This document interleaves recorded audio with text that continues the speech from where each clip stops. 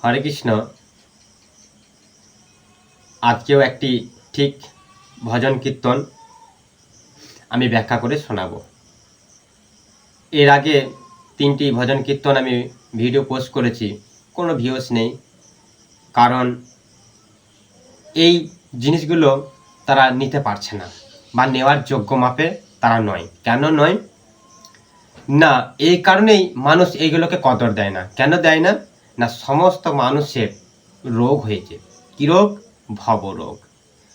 সমস্ত আমাদের বদ্ধজীবের মানুষদের রোগ আছে, সেটা হলো ভবরোগ। ভবরোগটা কি?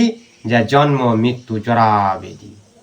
এই 3টি জিনিসের রোগ থেকে আমরা বাঁচতে পারছি না।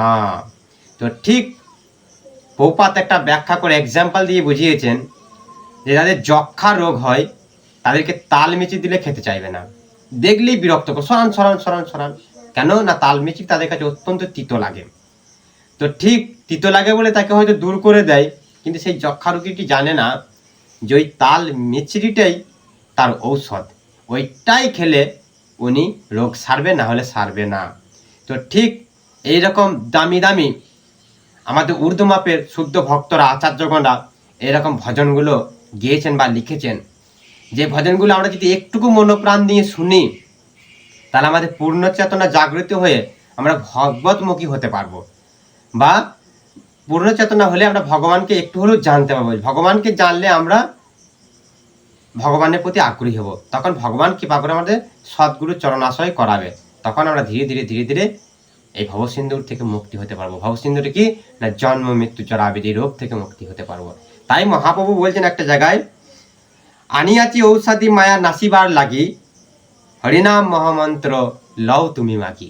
বলছে আমি ওষুধ এনেছি, তো তোমরা মেকে নাও আমার কাছে। তাই ঠিক এই ভজনগুলো আচার্যগণদের লেখাগুলি ঠিক এক।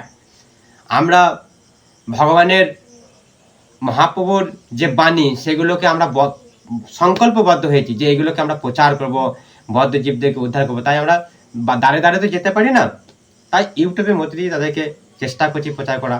তো আপনারাও দয়া করে এই ভিডিওগুলোকে একটু শ্রবণ করুন, ভালো না লাগলেও চেষ্টা করবেন। তো হরে কৃষ্ণ। ভজনটি খুব অত্যন্ত সুন্দর একটি ভজন, শুনুন। ভজনটি হলো যে হরি হরি বিফলে জনম গঙ্গাইনু। আচার্যগণরা বলছেন যে হে হরি হে হরি, এই মনুষ্য মানুষরা এসেছে, বা মনুষ্য মানেই মানুষ, মানুষ মানেই মনুষ্য। তো এই মনুষ্য জীবন মানুষরা কিভাবে বিফলে নষ্ট করছে। তাই আমরা কোনো আশ্চর্যজনক জিনিস দেখলে আমরা মাথায় হাত দিই, ও মাই গড, হে ভগবান, অবাক হয়ে গেলাম। তেমনি আচার্যগণরা বা শুদ্ধ ভক্তরা আমাদের এই বদ্ধজীবকে দেখে অবাক হচ্ছে যে হে হরি, বিফলে জন্মটা কিভাবে নষ্ট করছে এই মানুষরা, এই মানুষগুলো। তাই বলছে হরি হরি বিফলে জন্ম গঙ্গাইল। তাই বলছে মনুষ্য জন্ম পাইয়া রাধা কৃষ্ণ না ভজিয়া, জানিয়া শুনিয়া বিষ খাইন।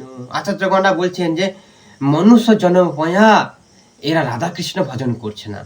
অ্যাকচুয়ালি আমাদের এই মনুষ্য জন্মের উদ্দেশ্য কি? আমরা রাধা কৃষ্ণকে ভজন করবার জন্যই আমরা এই মনুষ্য শরীরটি পেয়েছি। তার আগে ভজন করতে পারি না, তাই আগে কুকুর ছিলাম, গাছ ছিলাম, বান্দর ছিলাম। কিন্তু এখন কথা বলতে পারছি, কেন না এই কথা বলার সুযোগটা কৃষ্ণ দিয়েছেন। আর এটা দিয়েছে কেন না, রাধা কৃষ্ণ ভজন করবো বলে। তাই একটা জায়গায় অষ্টোত্তর শতনামে একটা শ্লোকে বলছেন যে রাধা কৃষ্ণ ভজিবারে তোরে সংসারেতে আইনু, মিছে মায়া বদ্ধ হয়ে ভিক্ষ সম হইল। তো আমরা ঠিক তাই বলছে মনুষ্য জন্ম পায়া রাধা কৃষ্ণ না ভজিয়া।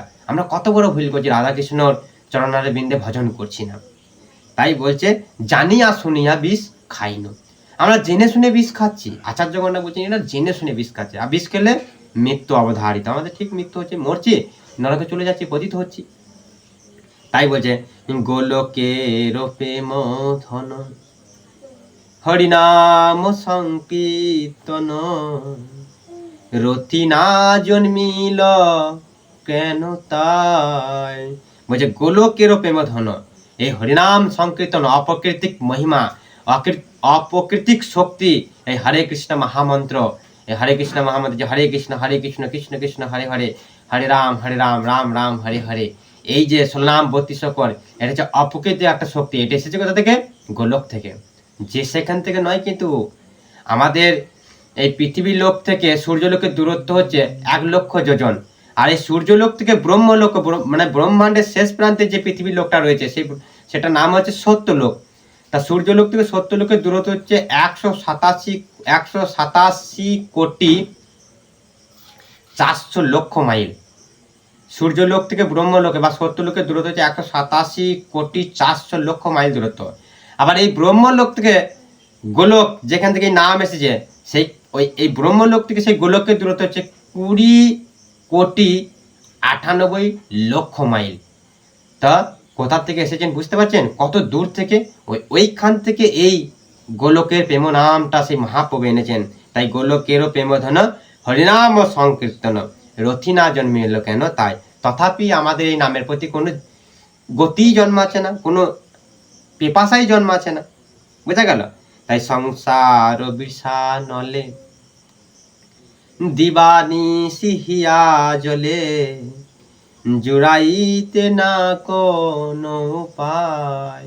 এই বিষম সমুদ্রের সংসারে অটোমেটিক আগুন লেগে যাচ্ছে। মায়ায় বদ্ধ হয়ে আমরা যে জরাজীর্ণ আগুন ছড়াচ্ছি, অটোমেটিক আগুন লেগে যাচ্ছে। অ্যামাজন জঙ্গলে কেউ আগুন লাগাতে যেন অটোমেটিক দাবানো হয়ে যায়, তেমনি এই সংসারেও আগুন কেউ লাগায় না, অটোমেটিক লেগে যায়।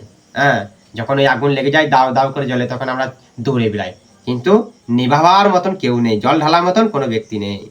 তাই বলছে ব্রজেন্দ্র নন্দন সেই শচী শুদ্ধ হইল সেই, বলরাম হইল নিতাই।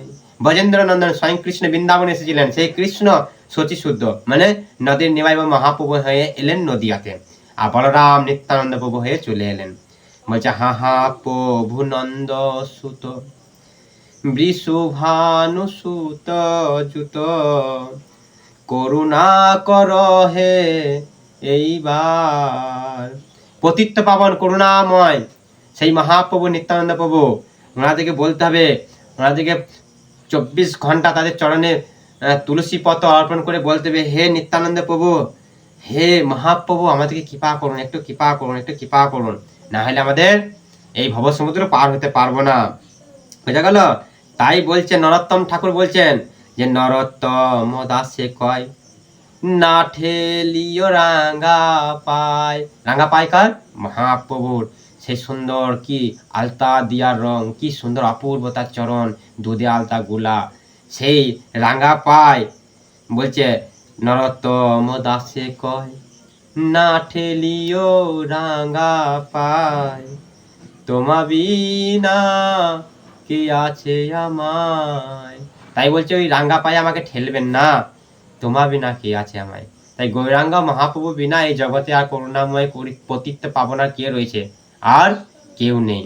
তাই তোমা বিনা আমার কেউ নেই, আমাকে কৃপা করুন হে বৈষ্ণবগণ, হে মহাপ্রভু, হে নিত্যানন্দ প্রভু, আমাকে কৃপা করুন।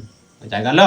তো এইভাবে আমাদের এই আচার্যগণরা সমস্ত কিছু দিক বিদিক, যত যাবতীয় সমস্তকে বিচার করে এনারা এই তথ্যগুলি পেয়েছেন। তারা বলছেন আমাদের ঠিক জন্মান্তরে ঠিক এক প্রকার এইভাবেই হয়ে আসছে, পরবর্তীতে এইভাবেই হবে। তাই কোনোটা মিথ্যা নয়, দীর্ঘ বিশ্বাস করে ভগবানের চরণে আত্মসমর্পণ করতে হবে। তাই এর আগে আমি একটা ভিডিওতে আত্মনিবেদন তো আপদ করো গানে বলেছি, তাই আমাদের আত্মনিবেদন করতে হবে। আর যে সংসারে আবদ্ধ হয়ে পড়েছে এরকম ভাবে থাকলে হবে না। হরে কৃষ্ণ।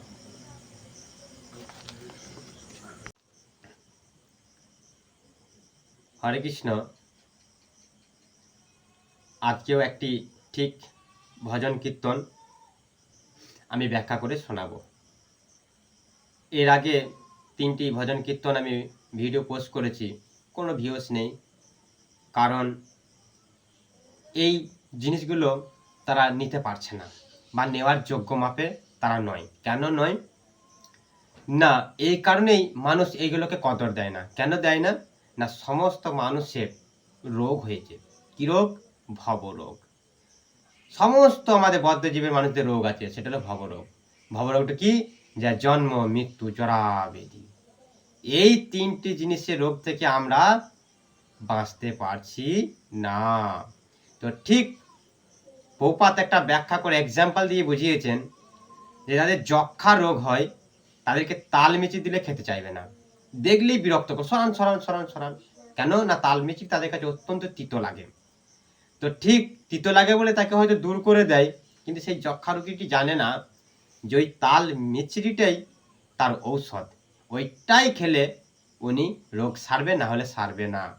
তো ঠিক এইরকম দামি দামি আমাদের উর্দু মাপের শুদ্ধ ভক্তরা, আচার্যগণরা এরকম ভজনগুলো গেয়েছেন বা লিখেছেন, যে ভজনগুলো আমরা যদি একটুকু মনোপ্রাণ দিয়ে শুনি তাহলে আমাদের পূর্ণ চেতনা জাগৃত হয়ে আমরা ভগবতমুখী হতে পারবো, বা পূর্ণ চেতনা হলে আমরা ভগবানকে একটু হলেও জানতে পারবো। ভগবানকে জানলে আমরা ভগবানের প্রতি আগ্রহী হব, তখন ভগবান কৃপা করে আমাদের সদ্গুরু চরণাশ্রয় করাবে, তখন আমরা ধীরে ধীরে ধীরে ধীরে এই ভবসিন্ধুর থেকে মুক্তি হতে পারবো। ভবসিন্ধুর কি না, জন্ম মৃত্যু জরা ব্যাধি রোগ থেকে মুক্তি হতে পারবো।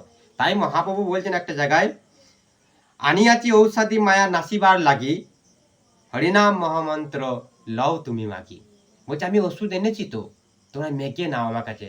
তাই ঠিক এই ভজনগুলো আচার্যগণদের লেখাগুলি ঠিক এক। আমরা ভগবানের মহাপ্রভুর যে বাণী সেগুলোকে আমরা সংকল্পবদ্ধ হয়েছি যে এগুলোকে আমরা প্রচার করব, বদ্ধ জীবদেরকে উদ্ধার করবো। তাই আমরা দাঁড়ে দাঁড়ে তো যেতে পারি না, তাই ইউটিউবের মধ্যে দিয়ে তাদেরকে চেষ্টা করছি প্রচার করা। তো আপনারাও দয়া করে এই ভিডিওগুলোকে একটু শ্রবণ করুন, ভালো না লাগলেও চেষ্টা করবেন। তো হরে কৃষ্ণ ভজনটি খুব অত্যন্ত সুন্দর একটি ভজন, শুনুন। ভজনটি হলো যে হরি হরি বিফলে জনম গঙ্গাইনু। আচার্যগণরা বলছেন যে হে হরি হে হরি, এই মনুষ্য মানুষরা এসেছে, বা মনুষ্য মানে মানুষ, মানুষ মানে মনুষ্য। তো এই মনুষ্য জীবন মানুষরা কিভাবে বিফলে নষ্ট করছে। তাই আমরা কোনো আশ্চর্যজনক জিনিস দেখলে আমরা মাথায় হাত দিই, ও মাই গড, হে ভগবান, অবাক হয়ে গেলাম। তেমনি আচার্যগণরা বা শুদ্ধ ভক্তরা আমাদের এই বদ্ধ জীবকে দেখে অবাক হচ্ছে যে হে হরি বিফলে জনমটা কিভাবে নষ্ট করছে এই মানুষরা, এই মানুষগুলো। তাই বলছে হরি হরি বিফলে জনম গঙ্গাইল।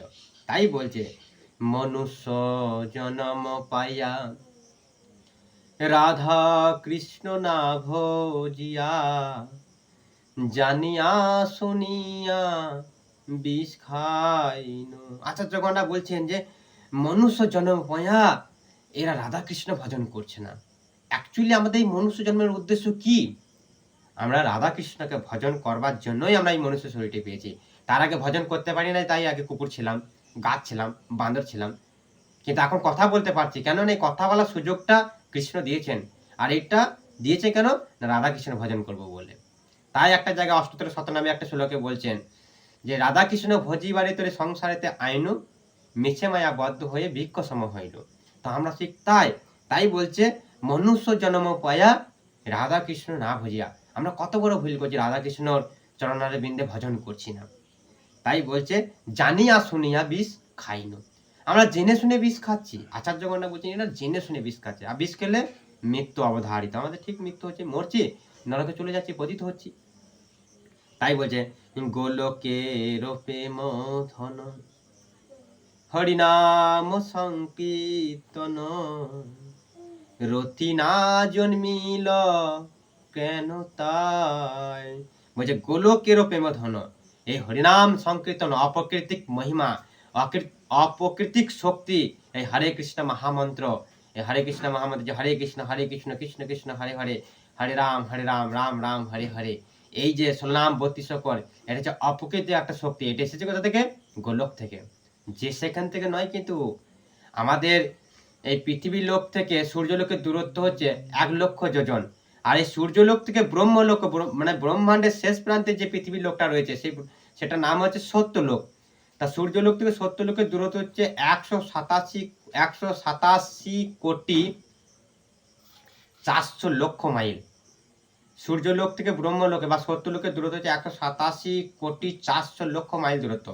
আবার এই ব্রহ্মলোক থেকে গোলক যেখান থেকে নাম এসেছে, সেই এই ব্রহ্মলোক থেকে সেই গোলকের দূরত্ব হচ্ছে 20,98,00,000 মাইল। তা কোথা থেকে এসেছেন বুঝতে পারছেন? কত দূর থেকে? ওইখান থেকে এই গোলকের প্রেম নামটা সেই মহাপ্রভু এনেছেন। তাই গোলকেরও প্রেমধন হরিনাম সংকীর্তন, রথি না জন্মিল কেন তাই। তথাপি আমাদের এই নামের প্রতি কোনো গতিই জন্মাচ্ছে না, কোনো পিপাসাই জন্মাচ্ছে না। বুঝা গেল? তাই সংসার বিষানলে দিবানিশি হিয়া জ্বলে, জুড়াইতে না কোনো উপায়। এই বিষম সমুদ্রের সংসারে অটোমেটিক আগুন লেগে যাচ্ছে। মায়ায় বদ্ধ হয়ে আমরা যে জরাজীর্ণ আগুন ছড়াচ্ছি, অটোমেটিক আগুন লেগে যাচ্ছে। অ্যামাজন জঙ্গলে কেউ আগুন লাগাতে যেন অটোমেটিক দাবানো হয়ে যায়, তেমনি এই সংসারেও আগুন কেউ লাগায় না, অটোমেটিক লেগে যায়। হ্যাঁ, যখন ওই আগুন লেগে যায় দাও দাও করে জ্বলে, তখন আমরা দৌড়ে বেড়াই, কিন্তু নিভাবার মতন কেউ নেই, জল ঢালার মতন কোনো ব্যক্তি নেই। তাই বলছে ব্রজেন্দ্র নন্দন সেই শচী শুদ্ধ হইল সেই, বলরাম হইল নিতাই। ব্রজেন্দ্র নন্দন স্বয়ং কৃষ্ণ বৃন্দাবনে এসেছিলেন, সেই কৃষ্ণ শচী শুদ্ধ মানে নদীর নিমাই বা মহাপ্রভু হয়ে এলেন নদিয়াতে, আর বলরাম নিত্যানন্দ প্রভু হয়ে চলে এলেন। বলছে হা হা প্রভু নন্দ সুত, বৃষভানু সুত জুত, করুণা কর হে এইবার।